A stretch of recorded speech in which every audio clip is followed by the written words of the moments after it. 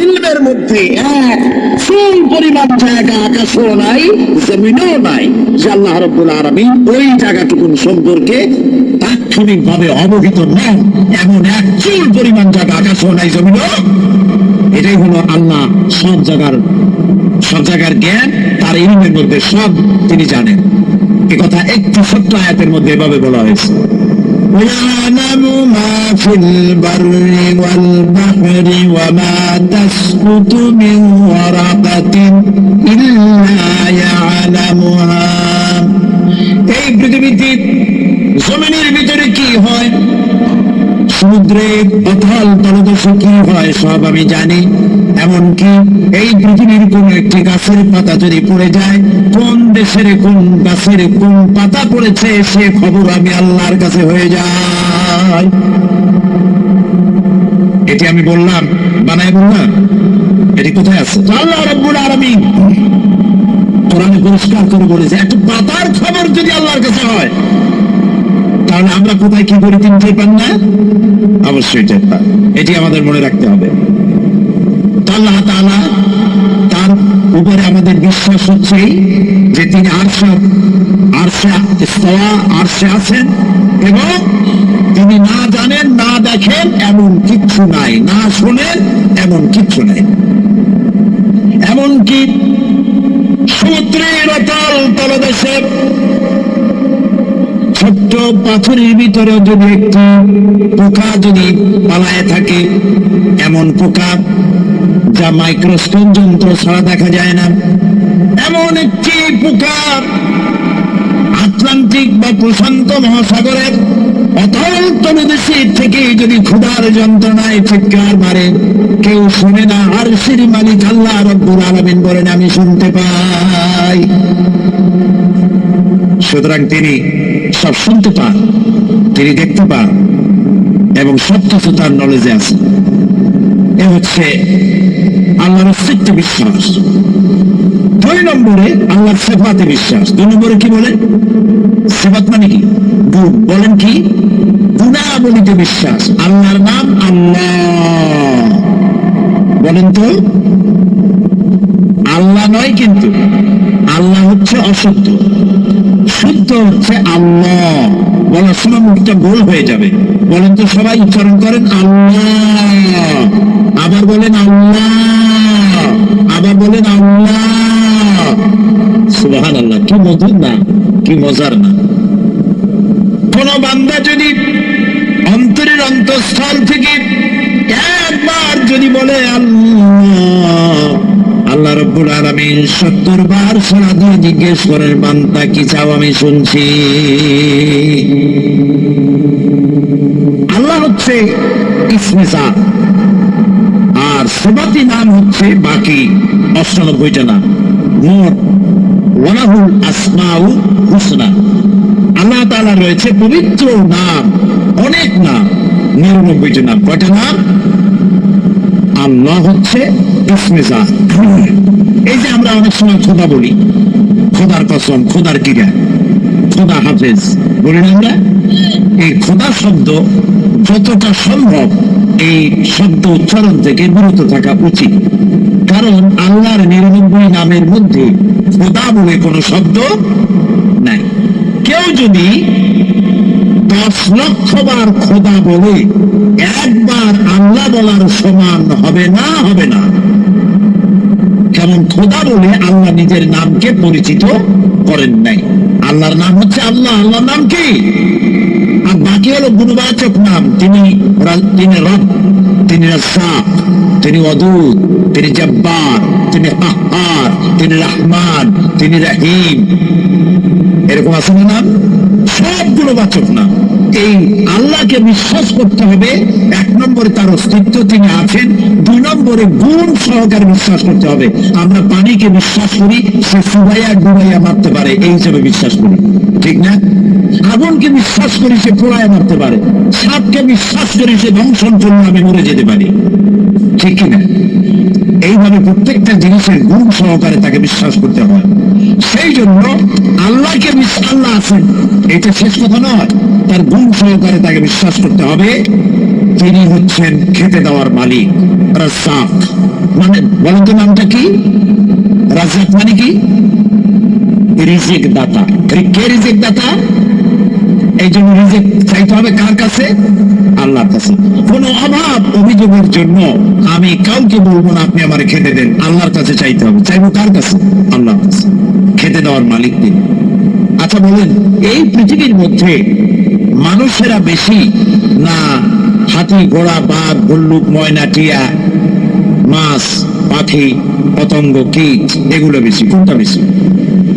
আমরা বেশি না ওরা বেশি? ওরা বেশি, ওরা বেশি।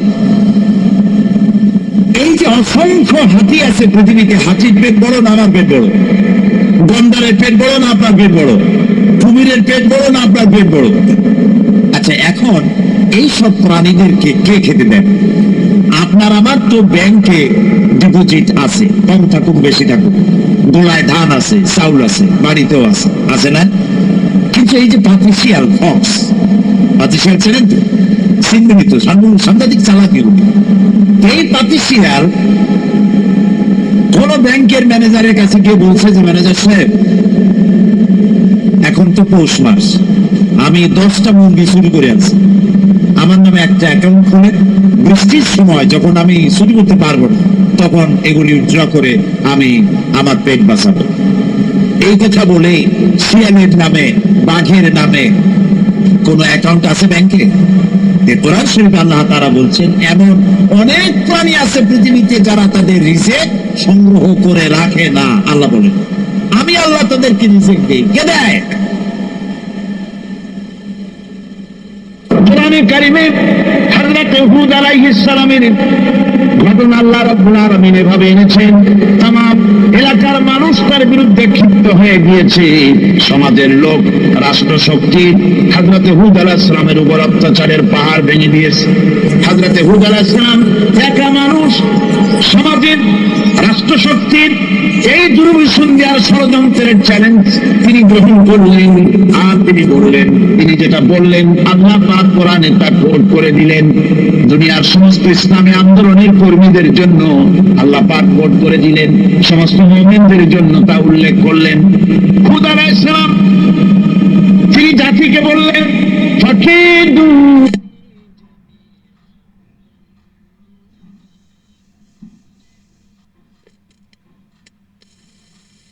দেখে বলেছিল আমি অসুস্থ আর তুমি তো রহমান রহিম, দয়াময়। ভাষাটা দেখেন কি সুন্দর। এর থেকে কি আল্লাহ আর কিছু বলা লাগে? আল্লাহ পাকের কাছে তিনি বলতেছেন, আল্লাহ আমি তো অসুস্থ, আমি তো অসুখ করেছে আমার, আর তুমি তো দয়াময় রহমান রহিম। এক অন্ধ, ঈদের দিন কত অন্ধই তো আছে খরাত করার জন্য, ভিক্ষা করার জন্য, চতুর্দিকে ভিক্ষা করতেছে অন্ধরা। এক অন্ধ ঈদের গেটের কাছে দাঁড়ায় বলতেছে, ভাইরা আজ হচ্ছে ঈদের দিন আর আমি কিছু দেখতে পাচ্ছি না, তো বেশি পয়সা পাইনি।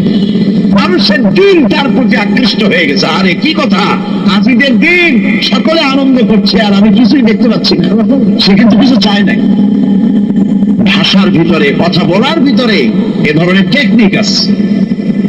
হযরত আইয়ুব আলাইহিস সালাম বললেন না যে আল্লাহ আমারে মাফ করে দাও, কষ্টের মধ্যে আছি। তিনি শুধু বলেছেন, রব্বুল আলামিন আমি অসুস্থ হয়ে পড়েছি, আমার অসুখ করেছে, আর তোমার নাম রহমান রহিম। এতটুকু কথা বলেছেন। আল্লাহ রাব্বুল আলামিনের দরজায়, তার দরবারে আইয়ুব আলাইহিস সালামের ডাক চলে গেছে। যায় নাই? কোন অসুবিধা আছে নাকি? কোন অসুবিধা নাই। পানির তলা দিয়া যদি কেউ ডাক দেয়, পাহাড়ের ভিতরে বসে যদি কেউ ডাক দেয়, আল্লাহ রাব্বুল আলামিন তা শুনতে পান। ইউনূস আলাইহিস সালাম মাছের পেটে বসে চিৎকার মেরেছিলেন, লা ইলাহা ইল্লা আনতা সুবহানাকা ইন্নী কুনতু মিনাজ জালিমিন। তিনি বলছিলেন, আয় আল্লাহ তাআলা আমি তোমার প্রশংসা করছি, তুমি ছাড়া উপাস্য নাই, মাবুদ নাই। আমি তোমার পবিত্রতা ঘোষণা করছি, আমি তো জালিমদের অন্তর্ভুক্ত হয়ে গেছি। বাস এতটুকুন কথাই বলেছেন। আল্লাহ পাক বলছেন ইউনূসের ডাক তো কেউ শোনে নাই, পানির মধ্যে কেউ শোনে নাই, জমিনের কেউ শোনে নাই, মহাশূন্যের কেউ শোনে নাই, কিন্তু মাছের পেটের ভেতরে থেকে গভীর অতল দরিয়ার তলদেশ থেকে মাছের পেটের ভিতরে বসে আমার ইউনূস যে ডাক দিল, ওই ডাক আমি আরশের মালিক আমি শুনতে পেয়েছি, আর সঙ্গে সঙ্গে জবাব দিয়েছি। ফাস্তাজাবনা লাহু ওয়া নাজ্জাইনাহু মিনাল গাম্মি ওয়া কাযালিকা নুজিল মুমিনিন। ডাকের সাড়া দিলাম, বিপদ দিয়া বাঁচায় দিলাম। শুধু ইউনূসের নাম আল্লাহ পাক এ জায়গায় আবার ওয়াদা করলেন, দুনিয়ার যত মুমিন বান্দা আছে তারা যদি কখনো বিপদে পড়ে যায় আর আমারে যদি ডাকে, আমি এইরকম করে বিপদ থেকে বাঁচায়া দেব। আইয়ুব আলাইহিস সালাম যখন আল্লাহ রাব্বুল আলামিনের কাছে ফরিয়াদ করলেন, আল্লাহ পাক তখন বলছেন, কোরআনে কারীম বলছে, ফাস্তাজাবনা লাহু ফাকাশাফনা মা বিহি মিন দুররিন ওয়া আতাইনাহু আহলাহু ওয়া মিসলাহুম মাআহুম রাহমাতাম মিন ইনদিনা ওয়া যিকরা লিল আবিদিন। আমি আইয়ুবের দোয়া কবুল করে নিলাম, শুধু তার পরিবার বর্গই দিলাম না, বরং আরো কিছু নিয়ামত আমি তাকে দান করে দিলাম। এবং তাই জন্য যেহেতু তারা ছিল আমার অনুগত বান্দা, আমার বাধ্যগত, আমি এই জন্য রহম করেছি, সমস্ত রোগ শোক আমি মাফ করে দিয়েছি। আমাদের সামান্য একটু জ্বর হয়, যদি 2-3 দিন জ্বর হয়েছে, জ্বর ছাড়ে না, বলে যে এত ভালো ভালো কাজ করি তারপর আমার এত জ্বর হয় লাগে, করে এত পাপ করে, তা তো কিছুই হয় না। খালি আল্লাহ আমার চোখে দেখলো, আমার দৌড় ওষুধ আমার অনুমতি ছাড়ি না। ভাইরা, আপনি ঠিক পান না যে কি গুণ আপনি করেন। কোরআনে কারীম বলছি, وما أصابكم من مصيبة فبما كسبت أيديكم ويعفو عن كثير। যত বিপদ তোমাদের উপর আছে সব দুই হাতের কামাই করা। আর আমি তো অনেকগুলো ক্ষমা করে দেই। তোমরা যত পাপ করো, আকাম করো, সবগুলির শাস্তি যদি দুনিয়ায় দিতাম, সাহস করার সময় পেতে না। অসুখ হলেই অধৈর্য হয়ে যেও না, ধৈর্য ধরো। আল্লাহ পাক বলেন, শুধু আইয়ুব নয়, ওয়া ইসমাঈল ওয়া ইদরিস ওয়া যাল কিফলি কুল্লুম মিনাস সাবিরিন। এইভাবে করে ইসমাঈল, ইদ্রিস, যুলকিফল সবাই ছিল ধৈর্যশীল। সুবহানাল্লাহ। ধৈর্যের চরম পরাকাষ্ঠা ছিলেন তিনি। কোরআনে কারীম নবীদের এই কথাগুলি আমাদের শোনাচ্ছে। হযরত ইয়াকুব আলাইহিস সালাম কলিজার টুকরা সন্তান হযরত ইউসুফ আলাইহিস সালামের জন্য তার মনটা পাগল ছিল। এত সুন্দর করে আল্লাহ তারে বানাইছিলেন, এত তিনি ছিলেন সৌন্দর্যের পিরামিড, যারা দেখলে চোখ ফিরানো যায় না। এমন সুন্দর সুপুরুষ যারা দেখি সেই যুগের সুন্দরী যুবতী মেয়েরা রূপের মোহে পড়ে নিজেদের আঙ্গুলগুলি কেটে ফেলে দিয়েছিল। রূপের মোহে এমন অবশ হয়ে গেছে, আঙ্গুল কেটেছে, হাত কেটেছে, টের পায় নাই। আবার ভুল বুঝবেন না, দুনিয়ার সেরা সুন্দর পুরুষ ইউসুফ আলাইহিস সালাম, তা কিন্তু রাসূলের চাইতে বেশি নয়। হযরত উম্মুল মুমিনিন আয়েশা রাদিয়াল্লাহু তাআলা আনহা তিনি বলেছেন, যেই সব সুন্দরী রমণীরা ইউসুফ আলাইহিস সালামকে দেখে রূপের মোহে পড়ে নিজেদের আঙ্গুলগুলো কেটে ফেলেছিল, ওরা যদি আমার হাবিবকে দেখতো, ওরা যদি আল্লাহ রাসূলকে দেখতো, তাহলে হাত কাটতে কাটতে কোন ফাঁকে দেখলি যা কেটে ফেলে দিত, ওরা টের পেত না। আবার বন্ধুগণ, হযরত আইয়ুব আলাইহিস সালাম সন্তানের মায়া, অন্যান্য ভাইরা হিংসায় পড়ে গেল, তারা নিয়ে তাকে কুয়ায় ফেলে দিল। সেখান থেকে তারা একটা একটা ছাগল বা কোনো পশু জবাহ করে তার রক্ত মাখাইয়া জামা এনে হাজির করে দিল। হযরত ইয়াকুব আলাইহিস সালামের সামনে যে তারে নিয়ে খেলা করতে গিয়েছিলাম, আমরা খেলায় লিপ্ত ছিলাম, বাগে খেয়ে ফেলাইছে। এগুলি কি গল্প? এগুলি কি কোরআন? আল্লাহ পাক শোনাচ্ছেন, বিশ্ববাসীকে শোনাইছেন। সূরা ইউসুফের চাইতে এত সুন্দর উপাখ্যান গোটা পৃথিবীতে আর নাই। সুবহানাল্লাহ।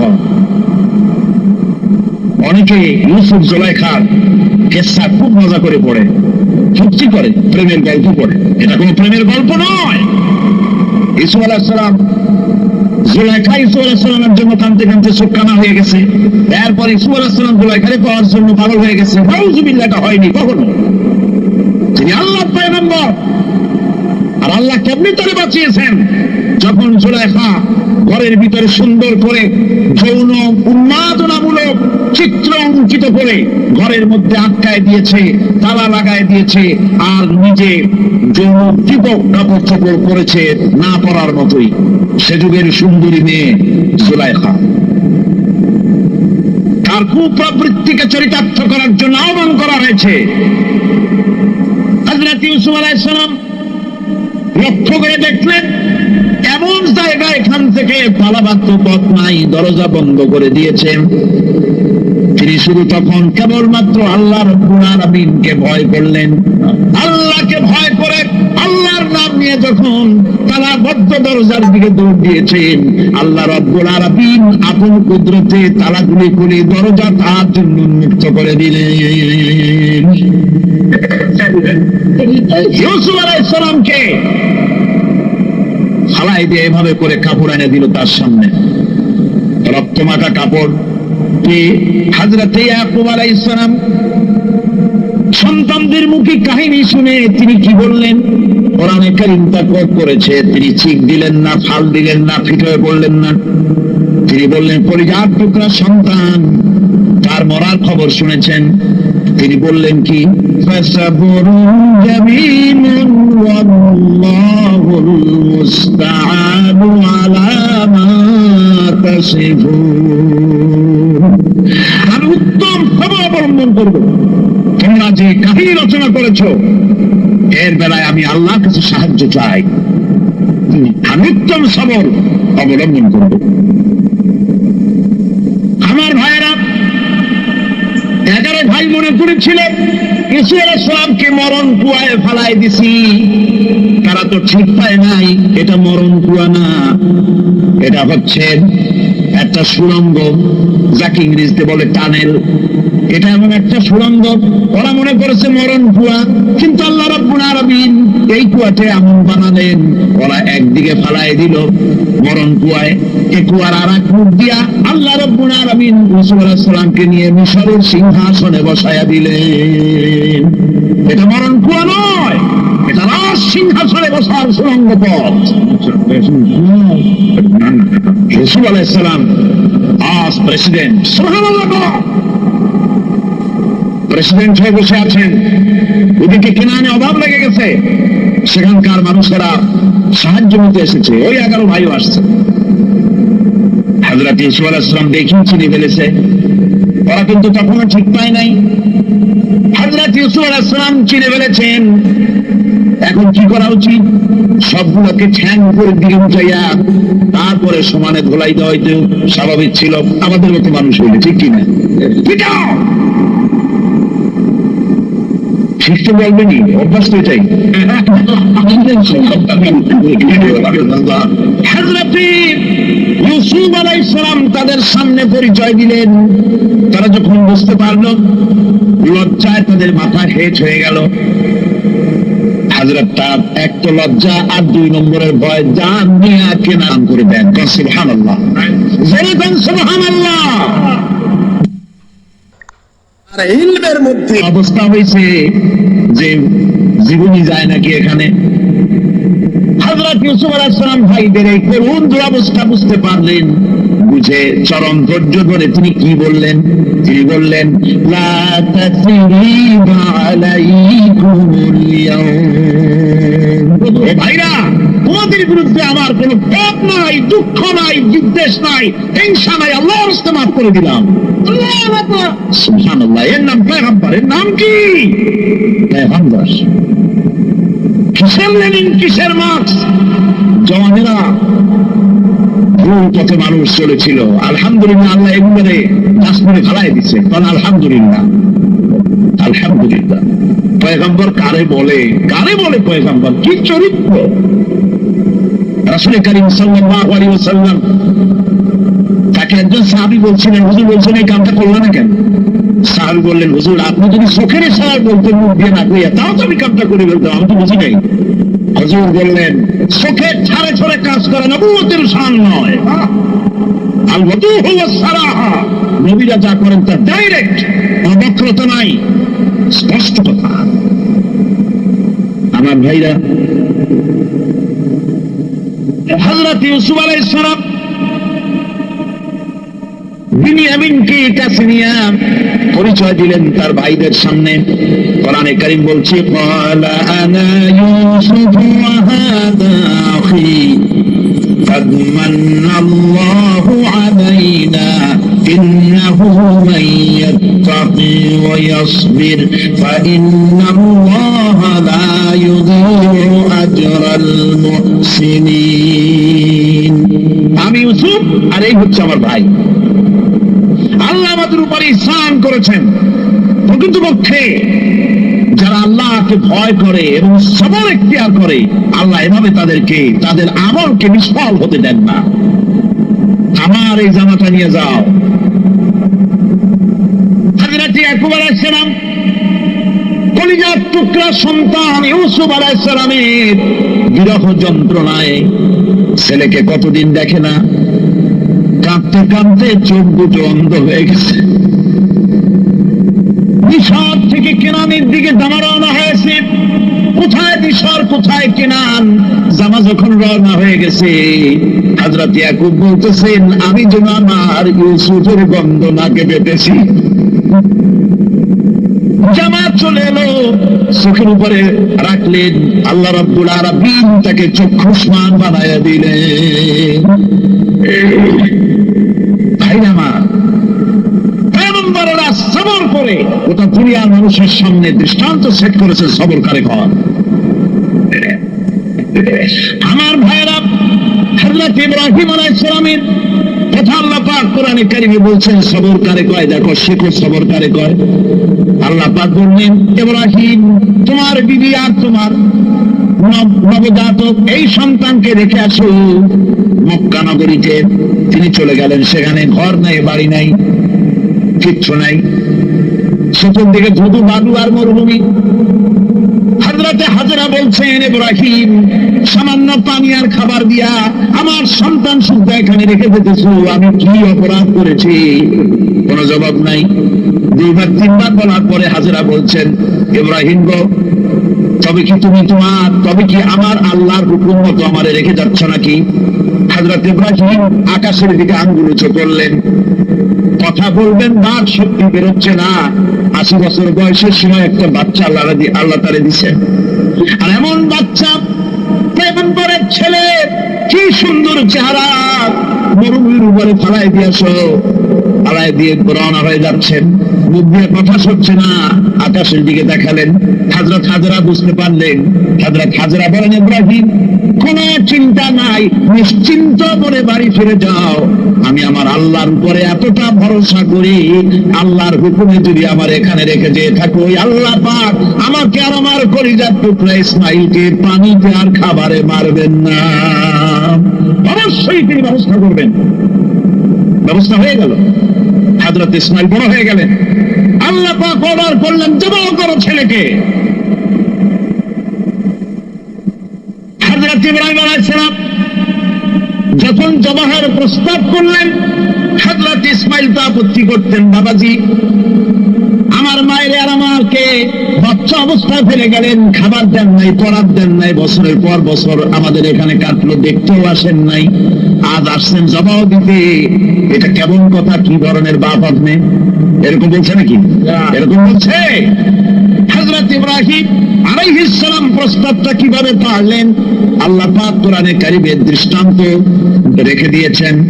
আল্লাহ পাক বলছেন, হযরত ইব্রাহিম ছেলেকে বললেন, ইয়া বুনাইয়া, ইয়া বুনাইয়া, হে আমার কলিজার টুকরা, লাডলা, হে আমার কলিজার টুকরা সন্তান, ইন্নী আরা ফিল মানাম আন্নী আযবাহু, আমি স্বপ্নে দেখছি আমি যেন তোমাকে জবাহ করতেছি। ফানজুরু মাযা তারা, তোমার রায় কি বলো? আমি তো স্বপ্নে দেখছি যে আমি তোমাকে জবাহ করতেছি, এখন তোমার রায় কি, তোমার মত কি? হযরত ইসমাঈল আলাইহিস সালাম শুনে দিলেন তো নাকি? না, হযরত ইসমাঈল আলাইহিস সালাম ধৈর্যের প্রতীক, তিনি কি কথা বললেন? তার মুখের কথা কোরআন শরীফ আল্লাহ পাক উঠায় দিলেন। হযরত ইসমাঈল বললেন, ইয়া আবাতি ফাআল মা তু'মারু সাতাজিদুনি ইনশাআল্লাহু মিনাস সাবিরিন, হে আমার পিতা, আপনি যে ব্যাপারে আদিষ্ট হয়েছেন আপনি তা পালন করুন, অবশ্যই আমাকে ধৈর্যধারীদের মধ্যে পাওয়া যাবেন। সুবহানাল্লাহ। এক বর্ণনা এসেছে, হযরত ইসমাঈল বললেন, আব্বাজান, আমি ধৈর্যধারীদের ভিতরে আমারে পাবেন, তবে জবাহ করার আগে আমার হাত পাটা একটু বেঁধে নেন, কারণ জবাহের যন্ত্রণায় আপনার গায়ে যদি আমার হাত পা লেগে যায় তো বেয়াদবি হয়ে যেতে পারে। আর আমি মরে আমার জবাহ হয়ে যাওয়ার পর আমার রক্ত মাখা জামাটা নিয়ে আমার মা হাজেরারে দিবেন, কারণ তাকে মা বলবার মতো আর তো কেউ নাই। হযরত ইব্রাহিম তাকে বাঁধবার জন্য প্রস্তুতি নিলেন। হযরত ইসমাঈল বলছেন, আব্বাজান, বাঁধবেন না, বাঁধার প্রয়োজন নাই। বলে, কেন? একবার বাঁধতে বললে আবার তুমি নিষেধ করছো কেন? ছেলে বলছেন, আব্বাজান, বাঁধবো না এই জন্যে, হয়তো কিয়ামতেই প্রশ্ন উঠতে পারে যে আল্লাহর হুকুমে রাজি ছিল না বলে হাত পা বাঁধা জবাহ করছে, আমি এই সুযোগ দিব না, আপনি জবাহ করেন, আমি এতটুকু নড়াচড়া করব না। ধৈর্যের চরম প্রতীক হযরতে ইসমাঈল আলাইহিস সালাম দেখাই দিয়েছেন ধৈর্য কারে কয়। আমার বন্ধুগণ, এই পৃথিবীর সবচাইতে ধৈর্যের বড় প্রতীক হতেছেন ইমামুল মুরসালিন, আশরাফুল আম্বিয়া, সাইয়্যিদুল মুরসালিন, জনাবে মুহাম্মদুর রাসূলুল্লাহ সাল্লাল্লাহু আলাইহি ওয়াসাল্লাম। আমার বন্ধুগণ, সবচাইতে বড় ধৈর্যের প্রতীক তিনি। কাউকে একটা গালি দেন নাই জীবনে, কাউকে ঠাট্টা করেন নাই, কাউকে মারেন নাই, কারো মনে দুঃখ দেন নাই, তিনি দুঃখ পেয়েছেন। তিনি কাউকে দুঃখ দেন নাই, তিনি কষ্ট পেয়েছেন, কাউকে কষ্ট দেন নাই। আমার ভাইয়েরা, তায়েফের ময়দান, আমার নিজের চোখে তায়েফে যেদিন আমি তায়েফ দেখলাম, আমি তায়েফে ঢুকেছি, জীবনে কোনোদিন যাই নাই, রমজান মুবারকে আমি সেখানে গেলাম। আমাকে বসার জন্য তারা নিয়ে যাবে, আমি বললাম আগে বসবো না, আমারে আগে নিয়ে যাও, আমার নবীকে কোন জায়গায় ওরা মেরেছিল সে জায়গাটা দেখাও। তায়েফের সেই গলিতে যখন আমি গিয়েছি, দুই দিকে পাহাড় দাঁড়ানো, তায়েফের লোক আমার সাথে ছিল, তারা বলল এই জায়গাটা প্রথম যেখানে চতুর্দিক থেকে নবীজিকে পাথর মারছিল আর আল্লাহ নবী বেহুশ হয়ে পড়ে গিয়েছিলেন। 3টা দিন না খাওয়া, হযরতে খাদিজা নাই, আবু তালিব নাই, মক্কায় জায়গা নাই পা রাখার। নবীজি 3টা দিন ঘুরলেন। নেতারা বলল, তুমি যদি নবী হবে তো এতিম হলে কেন? আল্লাহ নবী বানাবার জন্য কি একটা ধনী মানুষ পায় না? তোমার মতো এতিম আর গরিবের নবী বানাইলো কেন? আল্লাহ নবী 3 দিন পর যখন দেখলেন কেউ দাওয়াত শোনে না, কেউ মানে না, কেউ গ্রহণ করে না, তখন তিনি নেতাদের অনুরোধ করলেন, ঠিক আছে দাওয়াত তো কবুল করলাম না, তবে একটা কাজ করো, অন্তত আমি যে তায়েফে আসছিলাম এই খবরটা মক্কায় দিও না, ওরা আরো অত্যাচার বাড়ায় দিলে। এই কাফিরগুলি খবর তো মক্কায় পাঠালো, আর সমস্ত যুবকদেরকে লেলিয়ে দিল। যুবকেরা চতুর্দিকে দাঁড়াইছে, রাসূলকে পাথর মারা শুরু করে দিল। আমি যখন রেল লাইনের থেকে হাঁটি, যখন রেল লাইন কোন সময় দেখি, রেলের পাথরগুলি, রেল লাইনের পাথরগুলি দেখলে আমার মাথায় যেন কেন তাইফের কথা বলে এসে যায়। আরে মানুষের গায়ে পাথর মারলে কি অবস্থার সৃষ্টি হয়? পাথর নূরের শরীর, রহমতের শরীর, কিছু কিছু রক্ত ঝরছে। নবীজিকে জোর করে উঠাইয়া জবরদস্তি করে হাঁটার জন্য তারা ধাক্কা মারতেছে। আবার কিছু দূরে গিয়ে নবীজি আবার বেহুশ হয়ে পড়েছেন। এইখান থেকে আবার উঠাইছে, আবার ধাক্কা মারতেছে। 3 নম্বর আর একটা জায়গা আছে যেখানে ভাঙ্গা একটা মসজিদ। তাইফের লোকেরা আমাকে বলল এই জায়গাটা হলো শেষ জায়গা যেখানে রাসূল করিম তৃতীয়বারের মতো বেহুশ হয়েছিলেন। এখানে হুজুরের রক্ত ঝরেছে বেশি। 2 রাকাত নামাজ পড়লাম, সিজদায় পড়ে এমন কান্না কাঁদলাম আল্লাহর কাছে। নবীজি যখন হুঁশ এসেছে, হযরতে জিবরাইল বলেন, ইয়া রাসূলুল্লাহ, আপনার এই কষ্ট দেখে ফেরেশতারা কাঁদতেছে, আপনি অনুমতি দিয়ে দেন এই 2 পাহাড়কে মিলাইয়া সমস্ত তায়েফবাসী কাফেরগুলি মাটির সাথে মিশাইয়া দেই। নবীজি বললেন, জিবরাইল, আমি যদি হুকুম করি আর আমার হুকুম মতো যদি এই কাম করো, একটা কাফেরও যদি না বাঁচে তাহলে কার মুখে পৌঁছাবো লা ইলাহা ইল্লাল্লাহু মুহাম্মাদুর রাসূলুল্লাহ। আমার ভাইরা, হযরত সাল্লাল্লাহু আলাইহি ওয়াসাল্লাম উঠে বসলেন। এমন সময় হযরতে যায়েদ শরীরের রক্তগুলি মুছে দিতেছেন। রাসূলুল্লাহ বসে 2খানা হাত উত্তোলন করলেন। নবীজির চোখ থেকে পানি গড়ায় পড়তেছে। আরে কেউ নাই, আল্লাহ ছাড়া কেউ নাই সাহায্য করার। নবীজি হাত তুলে মোনাজাত করতেছেন, চোখ দিয়া পানি পড়ে দাড়ি ভিজে করতেছে, গায়ে দিয়া রক্ত ঝরতেছে। নবীজি কি দোয়াটা করলেন? বদদোয়া করলেন না, গজব দিতে বললেন না। নবীজি দোয়া করলেন, রব্বুল আলামিন, এই তায়েফের লোকেরা আজকে আমার সাথে যে ব্যবহারটা করেছে, ওরা বোঝে নাই যে আমি তোমার নবী, ওরা বোঝে নাই যে আমি তোমার রাসূল। না বুঝে আমার উপরে যে অত্যাচারটা করলো, আল্লাহ তুমি এই জন্য রাগ করে এই তায়েফে তুমি গজব দিও না। আল্লাহ পাক পরবর্তী সময় হুজুরকে স্মরণ করাই দিলেন, ওয়া মা আরসালনাকা ইল্লা রাহমাতান লিল আলামিন। ও নবী, আপনি হচ্ছেন আমার সমস্ত সৃষ্টি জগতের জন্য, আপনি আমার বাবা, আমার গোটা বিশ্বের জন্য না, আপনার আমার সৃষ্টি জগতের জন্য আপনি আমার করুণা। একটা রাসূলের এই কষ্ট দেখে বাগান থেকে 1 গ্লাস আঙ্গুরের শরবত এনে হাজির করেছে। এত কষ্টের পর 3 দিনের না খাওয়া আঙ্গুরের একটা শরবত খাইয়া হুজুর খুব খুশি হলেন। শরবত গ্লাস পান করে হুজুর বলছেন, তোমার নাম না আব্বাস? তিনি বলছেন, হ্যাঁ হুজুর, আমার নাম আব্বাস। তোমার বাড়ি না ইউনূস আলাইহিস সালামের গ্রামে? বলে, হ্যাঁ, আমার বাড়ি সেই গ্রামে। আপনি কি করে জানলেন আমার নাম আব্বাস আর আমার বাড়ি ইউনূস আলাইহিস সালামের গ্রামে? আপনি জানলেন কি করে? হুজুর বললেন, আমি নবী, হযরত ইউনূস নবী, একজন নবীর খবর আর একজন নবীর কাছে থাকে। রাসূল করিম সাল্লাল্লাহু আলাইহি ওয়াসাল্লাম সবর ইখতিয়ার করেছিলেন, ধৈর্য অবলম্বন করেছিলেন, আর আল্লাহ পাক তাকে নির্দেশ করেছেন সবর করো।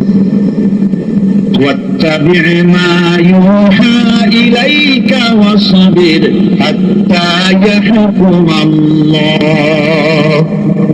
তুমি কেবল সেই জিনিসের অনুসরণ করো যা আমি তোমার প্রতি অবতীর্ণ করেছি। আমি আপনার উপরে যেটা অবতীর্ণ করেছি ওটার অনুসরণ করুন, আর সবর ইখতিয়ার করুন যতক্ষণ না আল্লাহর পক্ষ থেকে চূড়ান্ত ফয়সালা না আসে। ধৈর্য ধরুন, ধৈর্য ধরুন। আমার ভাইরা, কাফেরদের নির্যাতনের মোকাবেলায় আল্লাহ পাক তার হাবিবকে সান্ত্বনা দিয়েছেন। যখন কাফেররা নির্যাতন করতেছে, আরে হযরতে বেলাল নির্যাতিত, হযরতে সুমাইয়া নির্যাতিতা, হযরতে খাব্বাব, হযরতে খুবাইব, হযরতে আম্মার রিদওয়ানুল্লাহি তাআলা আলাইহিম আজমাইন এত মার হতেছে। হযরতে ওমর হযরতে খাব্বাব রাদিয়াল্লাহু তাআলা আনহুকে খোলা গায়ে দেখে বলছিলেন, খাব্বাব রে, তোমার পিঠে এত গর্ত কেন? এত গর্তওয়ালা পিঠ তো আমি মানুষের দেখি নাই, এত সিকুল কবরওয়ালা মানুষও তো দেখি নাই। তিনি বলেছেন, ওমর তুমি কি ভুলে গেছো? ইসলাম কবুল করার অপরাধী কাফির বেঈমানেরা আগুন জ্বালায়া আগুনের উপরে আমাকে চেক করে শোয়াছে, আমি যেন নড়াচড়া করতে না পারি সেজন্য আমার বুকের উপরে পাথর চাপা দিয়ে রেখেছিল। গায়ের চর্বি আর রক্ত গলে গলে পড়ে আগুন নিবেছে, আর আগুন গোস্ত পুড়ে যে পিঠের মধ্যে প্রবেশ করেছিল আজও পর্যন্ত পিঠের সেই গর্ত সেরে যায় নাই। এভাবে অত্যাচার হচ্ছিল সাহাবীদের উপর। আল্লাহ রাব্বুল আলামিন তার হাবিবকে সান্ত্বনা দিলেন, ওয়াসবির ওয়া মা সাবরুকা ইল্লা বিল্লাহি ওয়া লা তাহজান আলাইহিম ওয়া লা তাকু ফি গায়তিন মিম্মা ইয়ামকুরুন। হে রাসূল, সবরের সাথে কাজ করতে থাকুন। আপনার এই সবরের তৌফিক তো আল্লাহই দিয়েছেন, আর ওদের সমস্ত ষড়যন্ত্র, ওদের অপকৌশলে আপনি দুঃখিত হবেন না, চিন্তা করবেন না, ভারাক্রান্ত হবেন না, আপনি নিশ্চিত থাকুন। واصبر لحكم ربك فإنك بأعيننا। হে নবী, আপনার রবের চূড়ান্ত ফয়সালা আসা পর্যন্ত ধৈর্য ধারণ করুন, আপনি তো আমার চোখের সামনে। সুবহানাল্লাহ, সুবহানাল্লাহ, আপনি আমার চোখের সামনে। কে আপনাকে কি করবে আমি দেখবো না? সুবহানাল্লাহ। মন্ত্রী যদি, এই সলিমুদ্দিন মার্কের মন্ত্রী যত আছে, এই মন্ত্রীরা দমকা ব্যথাতে ভয় কিসে? আমি তোকে দেখছি না, সাহসটা কেমন বাড়ে, কেমন বাড়ে সাহস। আর এ কোনো মন্ত্রী সাদা মাথা না, কোন প্রেসিডেন্ট রাজা বাচ্চা না, আকাশ আর জমিনের মালিক আমার আল্লাহ রাব্বুল আলামিন বলছেন, হাবিব কোন চিন্তা নাই, আপনি আমার চোখের সামনে। ওরা চায় আপনাকে দুনিয়া থেকে মিটাই দিতে, আর আমি চাই ওরা ফানা লাকাজি করা, আপনার প্রশংসা তো হবে গোটা বিশ্ব জুড়ে, সর্বত্র ছড়িয়ে যাবে আপনার নাম। সুবহানাল্লাহ। আল্লাহ পাক অন্যত্র বলেছেন, ওয়ালাকাদ কুযিবাত রুসুলুম মিন ক্বাবলিকা ফাসাবারু আলা মা কুযিবু ওয়া উযু হাত্তা আতাহুম নাসরুনা। হে মুহাম্মদ সাল্লাল্লাহু আলাইহি ওয়াসাল্লাম, আপনার পূর্বে অসংখ্য নবী রাসূল এই পৃথিবীতে আসছে এবং জুলুম আর নির্যাতনের শিকার তারা হয়েছেন, অবশেষে তাদের প্রতি আল্লাহর সাহায্য এসেছে। সুতরাং আপনাকেও ধৈর্য ধারণ করতে হবে, ধৈর্য ছাড়া কোনো পথ নাই, ধৈর্য আপনাকে ধারণ করতেই হবে। আর এই ধৈর্য ধারণ করলে পরে আল্লাহর চূড়ান্ত ফয়সালা আসবে, তখন আল্লাহ পাক মেহেরবানি করবে। আমার ভাইরা, এই ধৈর্য পৃথিবীর সমস্ত পয়গম্বরেরা ধৈর্য অবলম্বন করেছেন, কখনো অধৈর্য হন না। দিন কায়েমের সংগ্রামে নবী রাসূলগণ দারুণ ভাবে সবর ইখতিয়ার করেছেন। বৃদ্ধবাদীদের সকল রকমের নির্যাতন, অপকৌশল, ষড়যন্ত্র, এই সব কিছু মোকাবেলা করেছেন ধৈর্যের নীতি অবলম্বন করি, কখনো ধৈর্যচ্যুতি তাদের মধ্যে ঘটেনি। বরং আল্লাহ রাব্বুল আলামিন তাদের প্রতি সন্তুষ্ট হয়েছেন। যারা এই ধৈর্য ধরেছেন তাদের উপরে সন্তুষ্ট হয়ে আল্লাহ রাষ্ট্রীয় ক্ষমতা দান করে দেন। সুবহানাল্লাহ, জোরে বলেন সুবহানাল্লাহ। আর ইলমের মধ্যে অবস্থা হয়েছে যে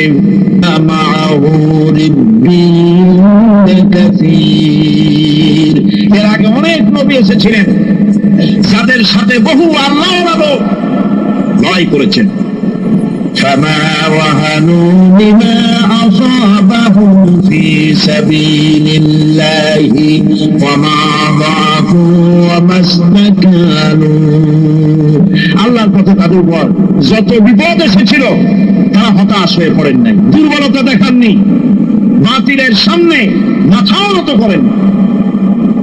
ওয়াল্লাহু ইউহিব্বুস সাবিরিন, আর আল্লাহ পাক ধৈর্যশীল যারা তাদেরকে আল্লাহ পাক ভালোবাসে। আমার ভাইরা, ধৈর্যের পরিচয় রাসূল করিম সাল্লাল্লাহু আলাইহি ওয়াসাল্লাম উহুদের ময়দানে যখন আক্রান্ত হয়ে গেলেন, চতুর্দিকে কাফেররা ঘিরে ধরেছে, বাঁচার কোনো পথ নাই।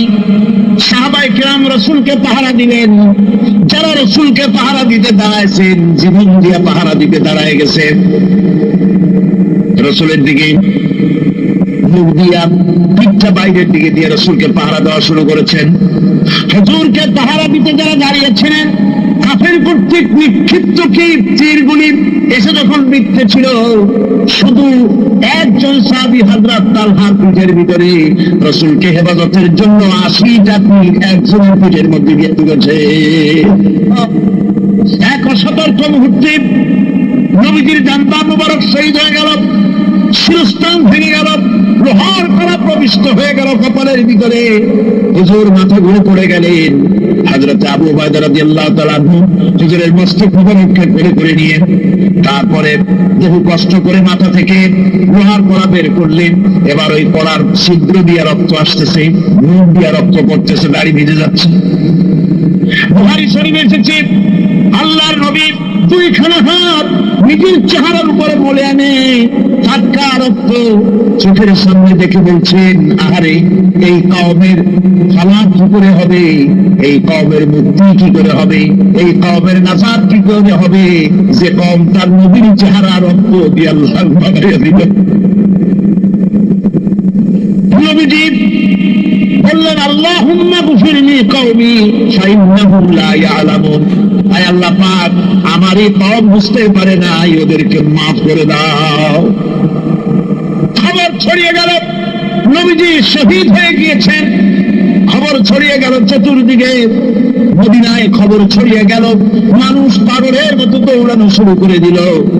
এক মেয়ে লোক দৌড়াচ্ছে উহুদের দিকে, কয়েকজন সাহাবীর সঙ্গে দেখা। তারা জিজ্ঞেস করলেন, দৌড়াও কেন মহিলা, যাও কই? উহুদের দিকে যেতেছি। কয়ে, যায় তো কোনো লাভ নাই, যেহেতু তোমার যে স্বামী এসেছিলেন জিহাদের ময়দানে, তিনি তো শহীদ হয়ে গেছেন। মহিলা বলতেছে, কে শহীদ হয়েছে শুনতে চাই না, আগে বলো নবীজি কেমন আছে। আবার কিছুক্ষণ পর আর কয়েকজনের সঙ্গে দেখা।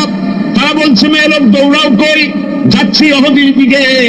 তারা বলছেন, যে কোনো লাভ নাই, তোমার যে দুইটা কলিজার টুকরা সন্তান উহুদে এসেছিল, দুটি শহীদ হয়ে গেছে।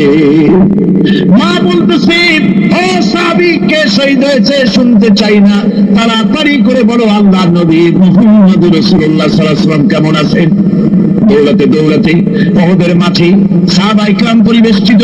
আল্লাহর নবীর কাছে গিয়ে হুজুরের জীবিত চেহারা মুবারকের দিকে তাকায়া মেয়ে লোকটি কাঁদতেছে আর বলতেছে, ইয়া রাসূলুল্লাহ, আমার স্বামী মরা শোক, আমার কলিজার টুকরা দুইটা সন্তান মরা শোক, আমার কলিজা থেকে মিশে গেছে, আপনি বেঁচে আছেন, তা ভাব মুসলমানদের চাইতে বড় সান্ত্বনার রাত। ভাইরা আমার, রাসূল করিম সাল্লাল্লাহু আলাইহি ওয়াসাল্লাম এভাবে করে ধৈর্যের পরিচয় দিয়েছেন। গালাগালি দেন নাই, রাগ করেন নাই, বদদোয়া করেন নাই। সুবহানাল্লাহ কর, সুবহানাল্লাহ। ভাইরা আমার, এই সবর এমন মহান বৈশিষ্ট্য, এর মধ্যে রয়েছে জিহাদের ময়দানে যদি লোক কম হয় আর যদি তাদের মধ্যে সবর থাকে, বেশি সংখ্যক লোকের উপরে আল্লাহ পাক সবরকারীদেরকে বিজয়ী করে দিবেন। কোরআনে কারীমে রব্বুল আলামিন বলেন, কাম মিন ফিয়াতিন কালিলাতিন গালাবাত ফিআতান কাসীরাতান বিইذنিল্লাহ ওয়াল্লাহু মা'আস সাবিরিন। এমন ঘটনা বহু নজির আছে যে কম সংখ্যক লোকেদের উপরে আল্লাহ পাক বেশি সংখ্যক লোকেদের উপর আল্লাহ পাক কম সংখ্যক লোকদেরকে জয়ী করে দিয়েছেন। আল্লাহু মা'আস সাবিরিন, আর আল্লাহ আছে ধৈর্যশালীদের সাথে। আল্লাহ আছে কাদের সাথে? দেখেন না বদরের কামটা, বদরের ময়দান, 313 জন মুসলমান, অস্ত্রপাতি নাই, সামান্য অস্ত্র, আর কাফেরেরা এসছে হাজারেরও বেশি। আমার বন্ধুগণ, ধৈর্য কত বড় কাম দিল! ধৈর্য ধারণ করেছেন তারা, আল্লাহর উপরে ভরসা করেছেন। আল্লাহ রাব্বুল আলামিন অস্ত্রের কাজ কি দিয়া করায় দিলেন। একজন সাহাবী এসে বলছেন, হুজুর, জিহাদের ময়দান, ইসলামের প্রথম জিহাদ, আমার কাছে তো অস্ত্র নাই, মেহেরবানি করে একটা অস্ত্র আমারে দেন, আমি লাফায় পড়ি জিহাদের মধ্যে। হুজুর বলেন, অস্ত্র তো আমার কাছে নাই, দিবটা কি? সাহাবী বলছেন, হুজুর, অস্ত্র না থাকে যা পারেন তাই দেন, আপনার হাত দিয়ে যা দিবেন আমি দাঁড়ায় থাকতে পারবো না, জিহাদে আমাকে শরীক হতেই হবে। নবীজি কাছে করে একখানা শুকনা খেজুরের ডালখানা তুলে সাহাবীর হাতে তুলে দিলেন। সাহাবী বলেন, রাসূলের হাতের দেওয়া শুকনা খেজুরের ডালটা নিয়ে আমি যখন কাফেরদের ভিড়ের মধ্যে ঝাঁপায় পড়ে যখন শুকনা খেজুরের ডাল দিয়ে আঘাত দিলাম, তখন ধারালো তরবারি দিয়ে আঘাত করলে যে কাম হয়, শুকনা খেজুরের ডালের আঘাতে কাফের বিখণ্ডিত হয়ে জমিনে পড়ে গেল। ভাইরা আমার, আল্লাহ রাব্বুল আলামিন সবর যারা করে, সংখ্যা যদি কম হয়, আল্লাহ পাক তাদেরকে বিজয়ী করে দেবেন, এই ওয়াদা আল্লাহ রাব্বুল আলামিন করেছেন। এই সবরের গুণ ছাড়া জান্নাতেও প্রবেশ করা যাবে না। সবর যদি না থাকে বেহেশতে যাওয়া যাবে না। ভালো করে মনে রাখেন, আল্লাহ পাক বলছেন, আম্মা হাসিবতুম আন তাদখুলুল জান্নাতা ওয়া লাম্মা ইয়া'লামিল্লাহুল্লাযীনা জাহাদু মিনকুম ওয়া ইয়া'লামাস সাবিরিন। তোমরা কি মনে করেছো এমনি বেহেশতে চলে যাবা? এটা কি মামু বাড়ির আবদার নাকি? এমনি বেহেশতে চলে যাবা? অথচ আল্লাহ রাব্বুল আলামিন এখনো দেখেন নেননি যে তোমাদের মধ্যে কারা জিহাদ করতে প্রস্তুত, কারা তোমাদের মধ্যে জিহাদ করে জান দেওয়ার জন্য প্রস্তুত, আর কারা ধৈর্যধারী, এটা তো আল্লাহ এখনো দেখে নেন নাই। সুতরাং যা হক এবং বাতিলের সংগ্রামে লিপ্ত হতে হবে। আল্লাহ দেখতে চান কারা জীবন দিতে চায়। সুতরাং ইসলামী আন্দোলনে যারা শরীক হবে, তাদের বিপদ এবং মুসিবত দিয়ে আল্লাহ রাব্বুল আলামিন তাদের সাহসিকতা এবং ধৈর্যের পরীক্ষা নিবেন। কোরআনে কারীম বলছেন, وَلَنَبْلُوَنَّكُمْ حَتَّى نَعْلَمَ الْمُجَاهِدِينَ مِنكُمْ وَالصَّابِرِينَ وَنَبْلُوَ أَخْبَارَكُمْ। অবশ্যই আমি তোমাদেরকে পরীক্ষার সম্মুখীন করব, আর তোমাদের মধ্যে সত্যিকার মুজাহিদ, দৃঢ়তা অবলম্বনকারী কারা, আমি তা দেখব। এটা যেন আমি দেখে নিতে পারি, সেই জন্য আমি বিপদ এবং মুসিবতের মধ্যে তোমাদের ফেলব। ধৈর্যধারীদের উপরে আমার রহমত অবশ্যই থাকবে। খবর এমন এক সম্পদ যা ধারণ করলে পরে আল্লাহ রাব্বুল আলামিন রাষ্ট্রীয় ক্ষমতা দান করে দেন। সুবহানাল্লাহ, জোরে বলেন সুবহানাল্লাহ।